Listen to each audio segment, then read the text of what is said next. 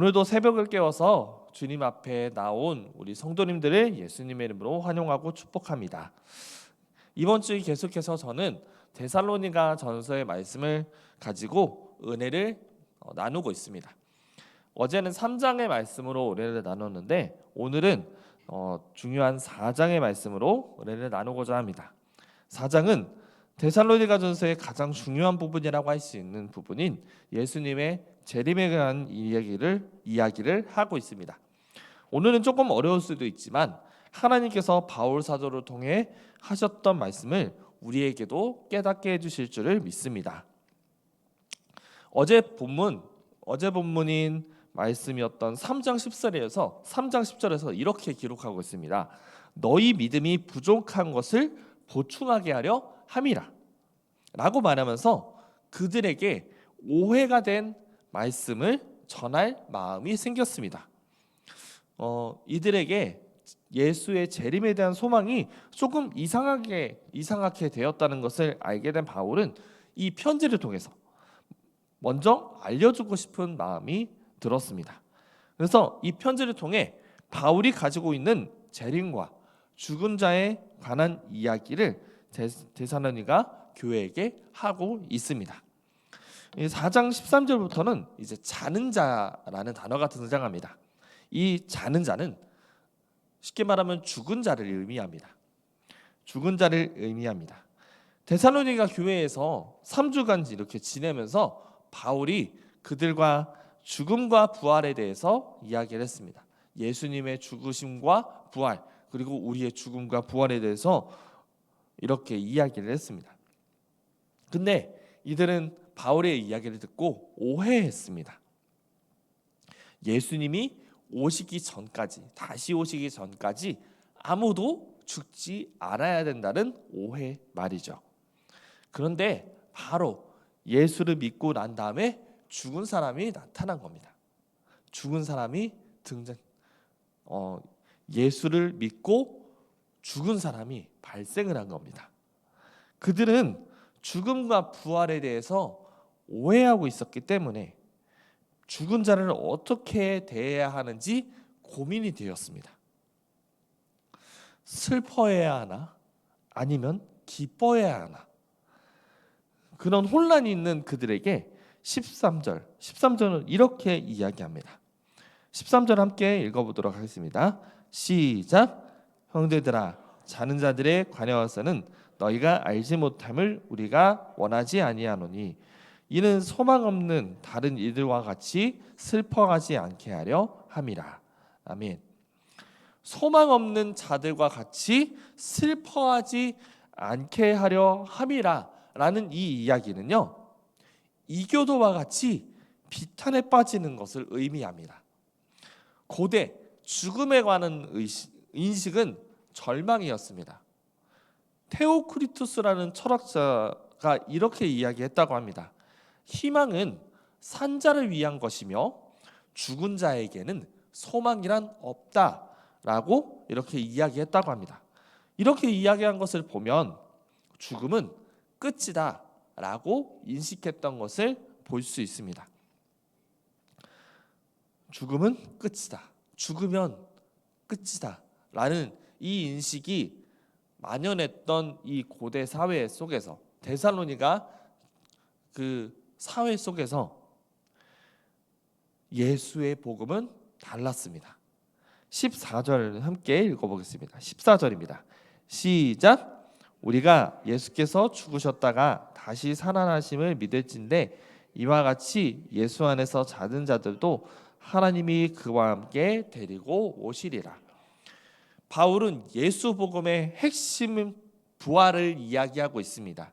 그럼에도 이 부활이 예수님만으로 일회성으로 이렇게 이루어진 부활이 아니라 예수를 믿고 신뢰하는 그리스도인들에게도 이루어짐을 가르쳐주고 있습니다. 예수님께서 다시 오셨을 때 예수 안에서 잠자고 있던 죽은 자들이 다시 살아날 것을 바라보고 그리고 이렇게 이야기하고 있습니다. 15절의 말씀입니다. 15절은 이렇게 나와 있습니다. 우리가 주의 말씀으로 너희에게 이것을 말하노니 주께서 강림하실 때까지 우리 살아남아 있는 자도 자는 자보다 결코 앞서지 못하리라. 여기 보면 이 구절은 이해를 잘해야 합니다. 죽은 자의 부활의 특징을 말하는데요, 재림 때에도 살아남아 있을 사람들은 죽은 자보다 우선하지 않을 것이라는 이야기입니다. 살아있는 자들에게는 어떤 이익도 없을 것이고 죽은 자들에게는 어떤 손해도 없을 것입니다. 그저 살아있다고 해서 하나님께서 너는 잘 살아남았으니까 먼저 올려보내줄게 라는 것이 아니라는 이야기입니다. 그저 먼저 죽은 자들이 부활을 경험하고 살아난 사람들과 살아있는 사람들이 살아난 사람들과 살아있는 사람들이 함께 하나님의 나라에 올라간다는 것입니다. 자, 다시요. 먼저 잔 사람들, 먼저 죽은 자들이 부활을 하고요. 그리고 이제 살아난 자들, 부활한 자들과 그리고 살아남은 자들, 살아있는 자들이 함께 하나님의 나라에 올라간다는 것입니다. 이게 16장 16절 17절에 나와 있는 내용입니다. 함께 읽어볼까요? 시작.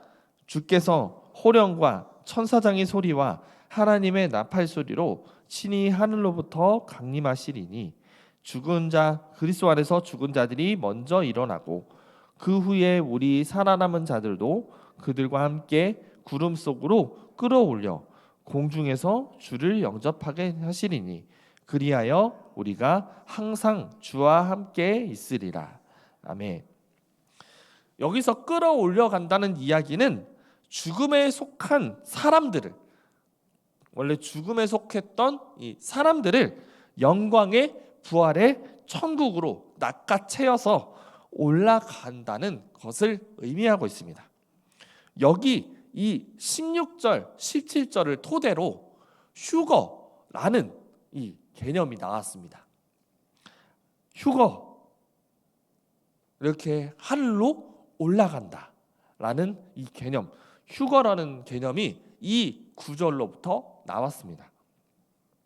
휴거라는 단어를 떠올리면 여러분들이 가장 생각나는 그런 사건이 하나 있을 것입니다. 여러분들 잘 기억하고 있으실 다미선 교회 휴거 사건을 기억하실 겁니다. 1992년 10월 28일 자정에 이 사람들이 휴거될 것이라는 휴거될 것이라고 이렇게 해서 많은 사람들이 전국에서 모여서 들림받게 해달라고, 휴거하게 해달라고 모여서 기도하고 그랬던 사건이 있었습니다.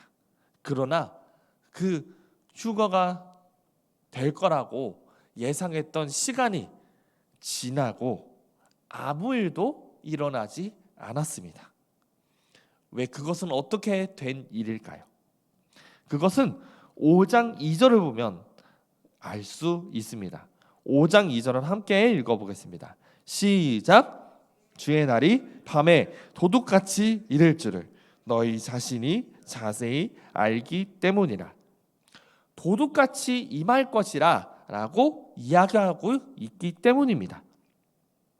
이 이야기는 예수님께서도 분명하게 하셨던 말씀입니다. 마태복음 24장에서 세상의 심판에 대해서 말씀하실 때에 32절에서 이렇게 말씀하셨습니다. 그러나 그날과 그때는 아무도 모르나니, 그날과 그때는 아무도 모르나니 하늘의 천사도 아들도 모르고 오직 아버지만 아시느니라 라고 이렇게 기록하고 있습니다. 때와 시기는 하나님만 아신다라고 예수님께서도 말씀하셨습니다. 바울도 이와 마찬가지로 그 일, 예수님의 재림이 언제 일어날지 누구도 모른다, 도둑같이 올 것이라고 이야기하고 있습니다. 그리고 3절에 보면 임신한 여자가 해산하는 것과 같이 갑자기 그들에게 이루어진다고 이야기하고 있습니다. 갑자기 도둑같이 임신한 여자가 해산하는 것 같이 갑자기 이렇게 예수님의 재림은 이루어진다는 사실을 이 바울도 이야기하고 있습니다. 그러면서 바울은 데살로니가 교인들에게 빛과 어둠을 비교하면서 빛의 자녀로 살아가라고 조언합니다. 5절 말씀입니다. 함께 읽어보겠습니다. 5장 5절 시작. 너희는 다 빛의 아들이요 낮의 아들이라. 우리가 밤이나 어둠에 속하지 아니하나니. 빛의 아들, 낮의 아들이라고 표현합니다. 반대로 세상의 사람들은 어둠, 밤에 있다고 표현합니다.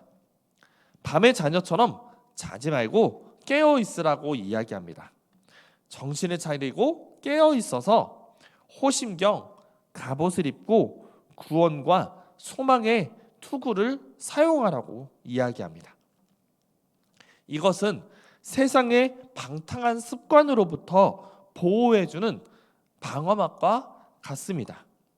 이 앞에 4장 1절부터 12절까지의 말씀은 이 데살로니가 교회에게 정말 중요한 말씀을 하고 있는데 성적인 문제와 경제적인 문제를 이야기하고 있습니다.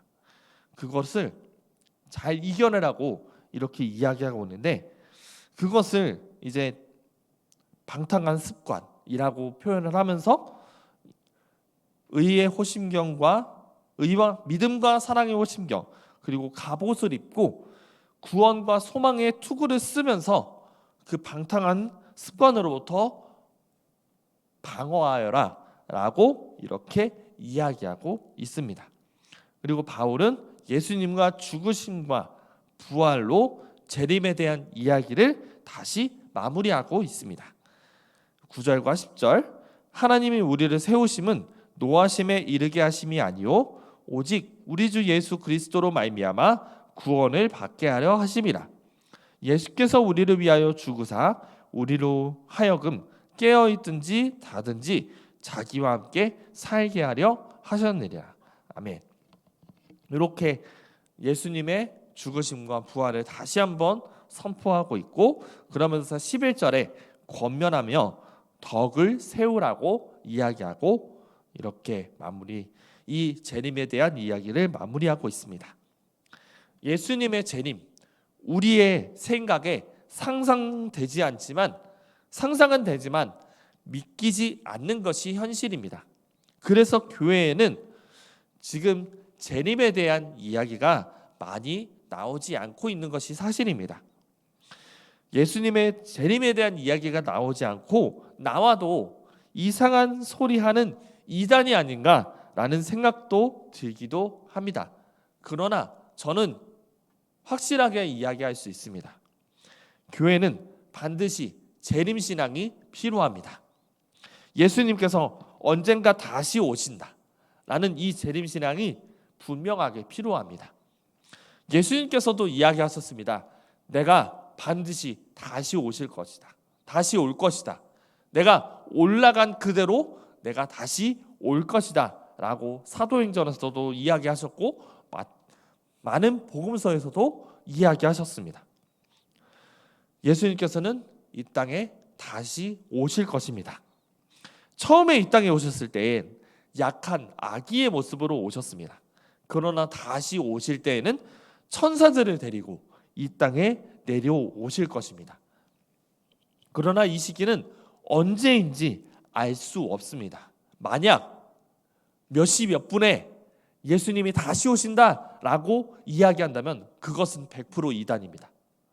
그것을 따르지 않기를 소망합니다. 이 시기는 언제인지 알 수 없습니다. 우리는 그래서 다시 오시기 전까지 미리미리 준비해야 합니다. 예수님이 다시 오실 것이라는 믿음을 가지고 살아야 합니다. 지금 이 순간 다시 오실 수도 있고 몇 시간 뒤, 몇 분 뒤에, 몇 시간 뒤에, 아니 며칠 뒤, 몇 달 뒤, 몇 년 뒤에 오실 수도 있습니다. 오실 때에는 도둑처럼 몰래, 그리고 아이를 출산하는 그 여인처럼 갑자기 오신다고 이야기합니다. 여러분, 도둑은 깜깜하고 어두울 때, 그리고 잠을 자고 있을 때 옵니다. 언제 오실지 모르기 때문에 우리는 예수의 복음을 계속해서 전해야 합니다. 우리를 위해 죽으시고 부활하신 예수, 그 예수가 우리의 주인이시다. 그 주인이 하늘로 올라가셔서 보좌 우편에 앉아 계시고 이 세상을 마감하고 새 하늘과 새 땅으로 인도하시기 위해 다시 오실 것이다. 돌아오라, 하나님의 곁으로 돌아오라 라고 선포할 수 있어야 합니다. 데살로니가 교회는 그렇게 했고, 오해가 있었지만 그들도 재림의 신앙을 가지고 있었습니다. 사랑하는 여러분, 우리도 예수가 다시 오심을 기다려야 합니다. 낮의 자녀처럼, 하나님을 믿는 사람처럼 다른 사람을 섬기고 사랑하고 성실하게 살아야 합니다. 밤의 자녀처럼 음습하게 있는 것이 아니라 낮의 자녀처럼 깨어있고 예수님의 그 말씀을 전하는 우리가 되어야 할 줄 믿습니다. 예수님이 다시 오심을 믿고 그 다시 오심을 준비하면서 매일매일 성실하게 하루를 살아내기를 소망합니다. 말씀을 정리하겠습니다.